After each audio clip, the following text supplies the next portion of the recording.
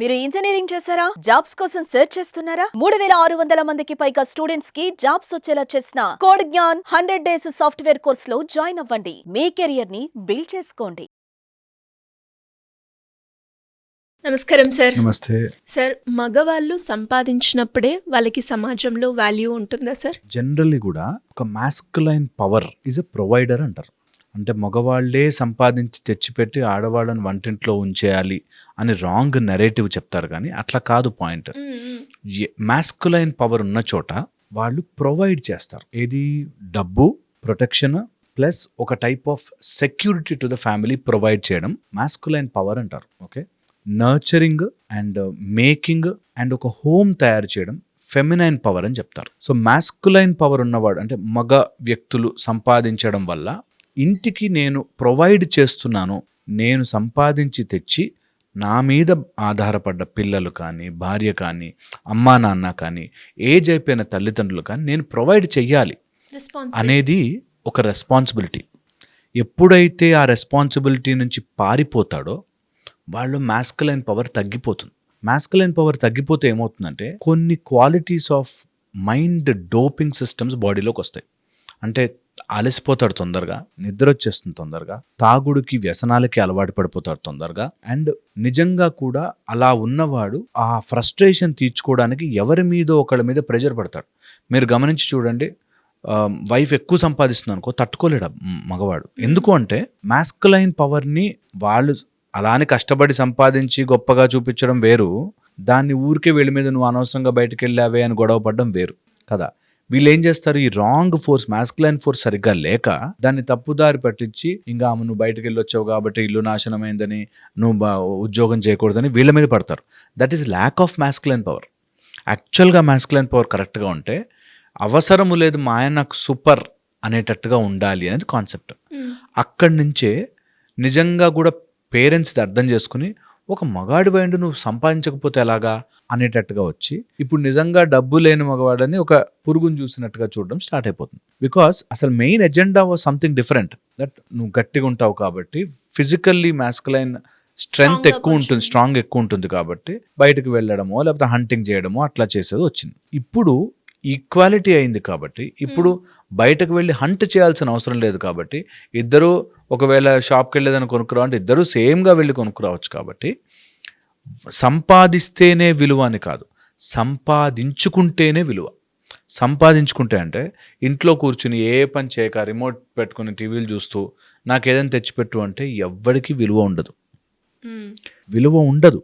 అందుకోసమే ఒక మగ వ్యక్తిగా పుట్టినప్పుడు become a provider. Something you should provide to the family. అది సెక్యూరిటీ కావచ్చు, ధైర్యము కావచ్చు, లేకపోతే వాళ్ళకి ఏదైనా స్కిల్ నేర్పించడం కావచ్చు.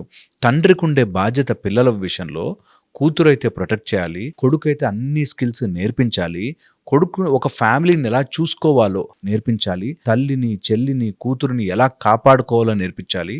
ఫిజికల్ స్ట్రెంగ్త్ అనేది ఒక అబ్బాయికి అవసరం. అందుకే you should never be week.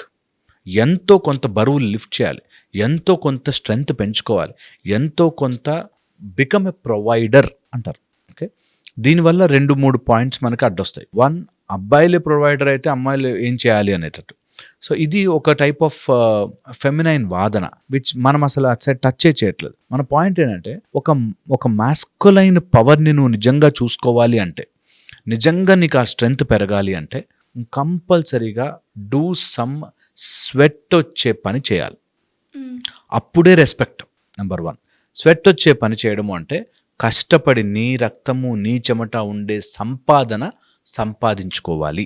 ఇది వెరీ ఇంపార్టెంట్. సెకండ్ వచ్చేసి నీలోని మాస్కులైన్ పవర్తో పాటు ఫెమినైన్ ఎనర్జీని కంట్రోల్లో పెట్టడం రావాలి. కంట్రోల్లో పెట్టడం రాకపోతే ఫెమినైన్ పవర్ ఎక్కువ డామినేట్ అయిపోతే వీళ్ళంతసేపు ఏడుపులు, కన్ఫ్యూజను, నేను చేయగలనా, నాకు వస్తుందా అనే భయంలో ఉండిపోతారు. అందుకనే చిన్నప్పటి నుంచి నువ్వు మగాడివి రా, బయటకు వెళ్ళి తిరుగు, పని చేయి అని ఎలా వచ్చిందంటే మనకు సిస్టమ్ దట్ ఒకవేళ గనక నువ్వు మాస్కులైన్గా ఉండకపోతే నీలో ఫెమినైన్ శక్తి డామినేట్ చేస్తే, ఇమాజిన్ ఎవరైనా మన ఇంట్లో ఉన్న వాళ్ళే అబ్బాయిలే అలా కూర్చుని ఏ పని చేయక లోపలే కూర్చుని ఊరికే ఎంతసేపు టీవీలు చూడడము లేకపోతే చిన్న చిన్న వాటికి ఏడ్చేయడం ఎమోషనల్ ఉంటే బాగుండదు మనకే.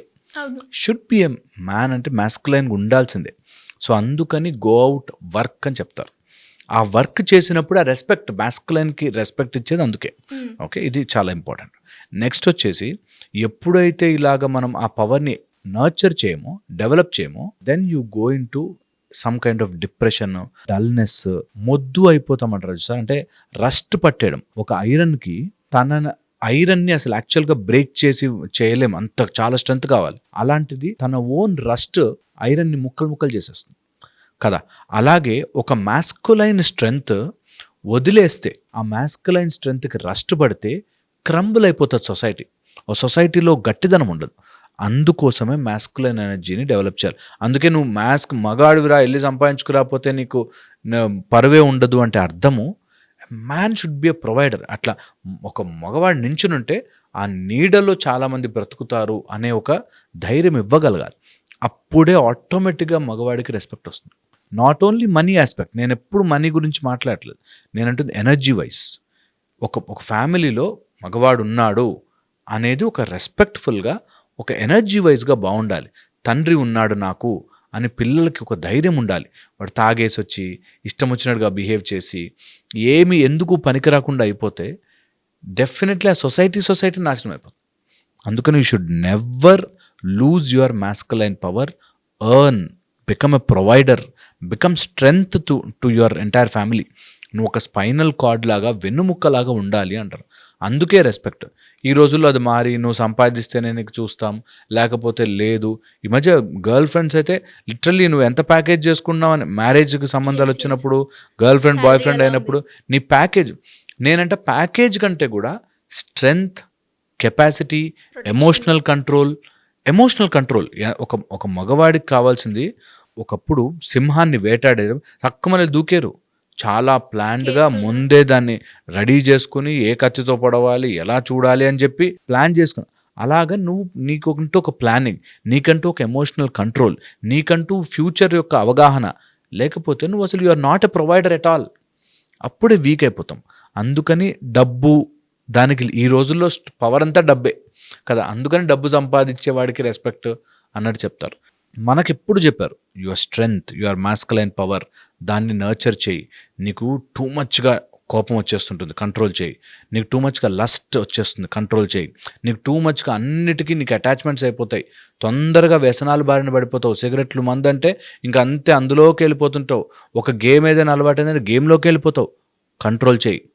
అప్పుడే నీ మాస్కులైన్ పవర్ నీ దగ్గర ఉంటుంది. Don't become weak damage, you become strong అనేది చెప్పడానికే యూ బికమ్ ఎ ప్రొవైడర్ అని చెప్తారు. ఒక సొసైటీలో ఎప్పుడైతే ఆ స్ట్రెంగ్త్ ఉంటుందో ఆటోమేటిక్గా బాగుంటుంది. Thank you sir, thank you so much. Suman టీవీలో మీ పర్సనల్ అండ్ బిజినెస్ ప్రమోషన్స్ కోసం కింది నెంబర్కి కాంటాక్ట్ చేయండి.